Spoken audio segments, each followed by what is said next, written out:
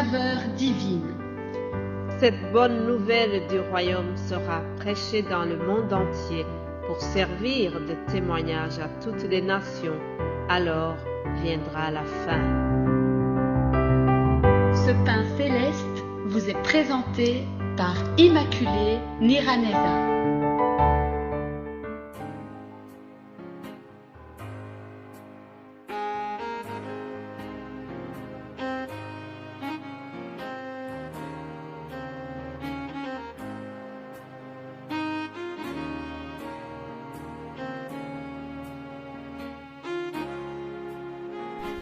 Bienvenue très chers amis à l'écoute de l'émission Saveur divine.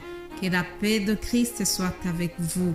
C'est vraiment un honneur, c'est une grâce de pouvoir être en bonne santé et de partager avec vous la parole de Dieu. J'espère que ce message vous trouve en bonne santé spirituelle et physique. En tout cas, c'est ma prière pour vous en commençant cette semaine. Alléluia. Je vous propose de prier avant de continuer le programme de ce lundi. Père Céleste, je te remercie car tu es un Dieu d'amour, tu es un Dieu qui est riche en miséricorde. Merci pour cette grâce qui nous est faite encore. Tu nous fais grâce d'entrer dans cette semaine. Tu nous as fait grâce, Seigneur, de dormir et de se réveiller. Merci Père, parce que c'est une occasion encore pour œuvrer, pour travailler, pour agrandir le royaume de Dieu, pour amener les âmes à Christ. Nous te remercions pour cette occasion que tu nous donnes encore. Père, je prie pour que ta faveur et ta main bienveillante sois avec chaque personne qui écoute ce message. Je prie que tu fortifies ceux qui sont dans la tristesse. Fortifie, Seigneur, ceux qui ne sont pas bien en santé, ceux qui sont malades, que ta main guérissante les touche. Seigneur, nous savons que tu ne changes pas tel que tu étais au temps où Jésus-Christ était dans ce monde. Ta puissance n'a pas changé. Aujourd'hui encore, tu fais des miracles. Aujourd'hui, tu guéris les malades. Aujourd'hui, tu chasses les démons. Père, je te prie vraiment que ta main agisse encore au milieu de tes enfants et que nous puissions avoir des témoignages de tout ce que tu auras fait pour ton peuple.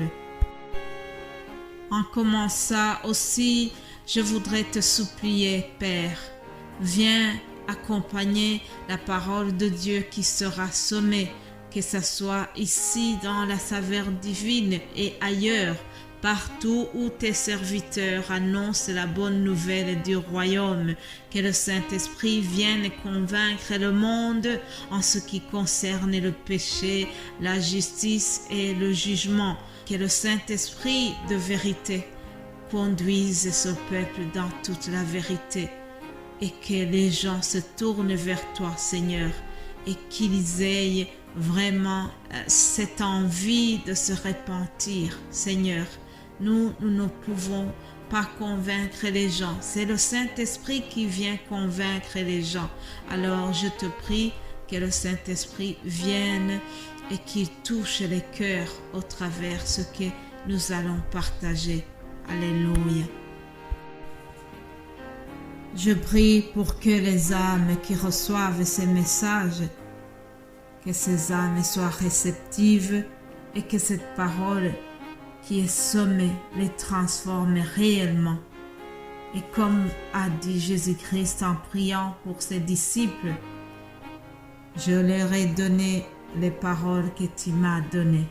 Père, moi aussi, je donne les paroles que tu m'as données. Viens accompagner puissamment ces paroles et que toute la gloire te revienne. C'est au nom de Jésus-Christ que j'ai prié. Amen. Voilà, chers amis, après cette prière, je voudrais encore une fois accueillir chaleureusement chaque personne qui écoutent à ce moment, tout en remerciant vous tous qui soutenez cet appel de saveur divine. Vraiment que Dieu vous bénisse abondamment pour les messages d'encouragement, pour vos commentaires. C'est un encouragement précieux. Vous savez, nous lisons la parole, nous l'étudions et puis nous vous partageons cette parole. Mais vous aussi, si vous transmettez ces messages, c'est une manière aussi d'évangéliser.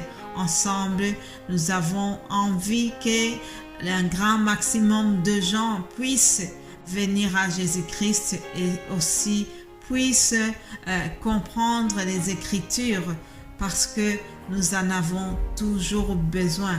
Pour bien résister au diable, il faut connaître la parole de Dieu. Je bénis le Seigneur pour vous tous, pour nous qui avons faim et soif de la parole. Vraiment, c'est une grande bénédiction d'avoir cette envie de se recueillir, d'avoir cette envie de creuser, d'être toujours à l'écoute du Saint-Esprit pour savoir ce que l'Esprit communique aux enfants de Dieu. Alors pour les habitués, vous savez que chaque semaine, nous avons un thème. Normalement, le thème commence lundi. Aujourd'hui, donc, je vous donne le nouveau thème. Nous lirons dans l'Évangile selon Matthieu, chapitre 11 au verset 12. Ce sont les paroles que Jésus-Christ a prononcées et il a dit: depuis le temps de Jean-Baptiste jusqu'à présent, le royaume des cieux est forcé et ce sont les violents qui s'en emparent.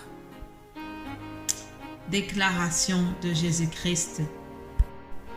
Retenez donc que toute la semaine ici, nous allons nous baser sur ce verset. Nous allons voir comment le royaume de Dieu est forcé. Bien avant cela, Jésus-Christ a fait l'éloge sur Jean-Baptiste. Au verset 11, nous voyons comment Jésus-Christ parlait de lui. Il a dit: je vous le dis en vérité, parmi ceux qui sont nés de femmes, il n'en est point paru de plus grand que Jean-Baptiste. Ah, il n'y a pas de plus grand que Jean-Baptiste, selon Jésus-Christ. En tout cas, il a fait un éloge sur lui et je vous propose de voir très rapidement qui est ce Jean-Baptiste. L'Évangile selon Luc, chapitre 1, annonce de la naissance de Jean-Baptiste. Du temps d'Hérode, roi de Judée, il y avait un sacrificateur nommé Zacharie de la classe d'Abia. Sa femme était d'entre les filles d'Aaron et s'appelait Élisabeth. Tous deux étaient justes devant Dieu, observant d'une manière irréprochable tous les commandements et toutes les ordonnances du Seigneur. Ils n'avaient point d'enfant parce qu'Élisabeth était stérile et ils étaient l'un et l'autre avancés en âge. Puis je saute au verset 13 et là nous voyons comment l'ange Gabriel est venu annoncer à ce couple qu'ils auront un enfant. Même s'ils étaient stériles, mais l'ange vient leur annoncer qu'ils vont avoir un enfant. Alors il dit au verset 13, « Ne crains point Zacharie, car ta prière a été exaucée. Ta femme Élisabeth t'enfantera un fils, et tu lui donneras le nom de Jean. Il sera pour toi un sujet de joie et d'allégresse, et plusieurs se réjouiront de sa naissance. » Alléluia! Quelle belle annonce, chers amis! Cet enfant, Jean-Baptiste, est né, il a grandi, et la Bible me dit que l'Esprit du Seigneur était avec lui. Aussi, il faut noter que Jean-Baptiste avait la mission principale de préparer les Juifs et les sensibiliser à l'arrivée du Messie l'arrivée du Seigneur. Alors plus tard, Jésus fera l'éloge sur lui et il parlera aussi de Jean-Baptiste dans ce verset 12 du chapitre 11 de Matthieu. Et il dit, depuis le temps de Jean-Baptiste jusqu'à présent, le royaume des cieux est forcé. Ce sont les violents qui s'en emparent. Voilà le thème de la semaine qui est devant nous. Je prie que le Saint-Esprit nous aide à comprendre ce verset et je vais terminer l'audio ici aujourd'hui. Nous allons continuer dans la semaine. Que Dieu vous bénisse abondamment et restez à l'écoute de nos émissions. Voilà, bonne journée. Que Dieu vous bénisse abondamment. Amen.